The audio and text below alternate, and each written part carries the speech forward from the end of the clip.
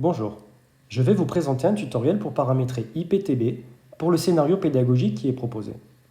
Je tiens à préciser que cette application est uniquement compatible avec le système d'exploitation iOS d'Apple. Il existe cependant une application équivalente nommée PTB+, compatible avec le système d'exploitation Android de Google, dont je vous présenterai son paramétrage dans une autre vidéo tutoriel. Allons maintenant paramétrer IPTB. Nous commençons par cliquer sur l'icône de l'application, puis nous arrivons sur cette page où l'on nous demande l'activité enseignée. Dans notre exemple, nous choisirons l'activité basketball.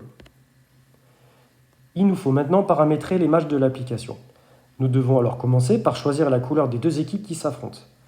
Prenons l'exemple d'une équipe 1 qui serait en rouge et d'une équipe 2 qui serait en bleu. L'application nous demande ensuite d'inscrire le temps de jeu du match. Pour rester dans la logique culturelle de l'activité basketball, il nous semble intéressant de choisir le compte à rebours que nous placerons à 5 minutes. Attention, il nous semble important de préciser qu'il ne s'agit pas de 5 minutes de temps de jeu effectif, puisque l'application n'arrête pas le temps lors des phases de temps mort du match. Ensuite, nous avons la possibilité, en cliquant sur le bouton « Options », de valoriser le score d'une équipe en attribuant des points supplémentaires. Dans notre scénario, nous allons cliquer sur « Ajout de points bonus » et nous le mettrons à 100 points pour valoriser l'atteinte à la zone favorable de marque. Puis je clique sur « OK ». Notre application est maintenant paramétrée et prête à être utilisée. Le match débute lorsqu'une équipe possède le ballon à la suite de l'entre-deux. Je clique alors sur la couleur de l'équipe qui récupère le ballon en premier. Dans notre exemple, l'équipe rouge. Vous pouvez apercevoir que l'observateur a 3 critères d'observation. Perte de balle et tir au centre de l'écran et bonus situé à droite de l'écran. Plusieurs cas de figure sont alors envisageables. Imaginons un premier cas de figure où l'équipe rouge arriverait en zone favorable de marque. L'observateur clique alors sur bonus et vous pouvez apercevoir que le bonus s'affiche directement dans la barre des scores située en haut de l'écran. Ensuite, imaginons que l'équipe rouge continue son action et tente un tir. Nous appuyons alors sur le bouton tir et l'application nous propose alors de cliquer sur balle récupérée si le tir est manqué et qu'il y a rebond offensif, ou de cliquer sur panier si le tir effectué est réussi.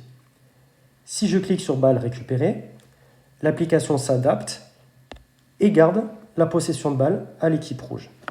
En revanche, si je clique sur panier, vous pouvez apercevoir que l'application modifie le score en direct en ajoutant 2 points supplémentaires dans la barre des scores et qu'elle change automatiquement la possession de balle à l'autre équipe, ici les bleus. Imaginons maintenant le cas où les bleus effectueraient une perte de balle. L'application change également automatiquement la possession de balle à l'autre équipe sans impacter le score. L'observation se poursuit ainsi avec ces différents cas de figure jusqu'à la fin de la rencontre. A noter qu'il est possible de corriger une erreur en revenant en arrière en cliquant sur les flèches situées en bas à gauche de l'écran. Prenons l'exemple d'une erreur de perte de balle. Si je clique sur perte de balle et que j'estime que j'ai fait une erreur, je peux alors revenir en arrière en cliquant sur les flèches de gauche. L'application m'annonce alors une annulation de la perte de balle de l'équipe rouge. Il est également possible d'arrêter le match avant la fin du temps réglementaire en cliquant sur le bouton situé à droite de l'écran. Mais attention, en cliquant sur le carré, vous arrêterez définitivement le match. À la fin du match, en cliquant sur OK, vous arrivez sur une page de statistiques. Il nous semble important de préciser à nos élèves les éléments à regarder parmi les nombreux résultats et les nombreuses statistiques que propose cette application. Ainsi, dans notre exemple, nous dirons à nos élèves de regarder uniquement le nombre de paniers marqués. Ici, 5 paniers marqués pour l'équipe rouge et un panier marqué pour l'équipe bleue. Nous leur demanderons également de regarder le score bonus, synonyme d'entrée en zone favorable de marque. Ici, nous pouvons lire 3 entrées en zone favorable de marque pour l'équipe rouge et 7 entrées en zone favorable de marque pour l'équipe bleue.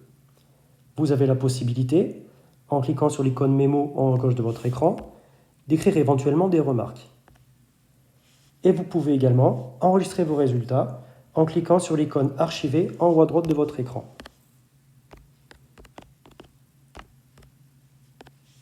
Je vous remercie de votre attention.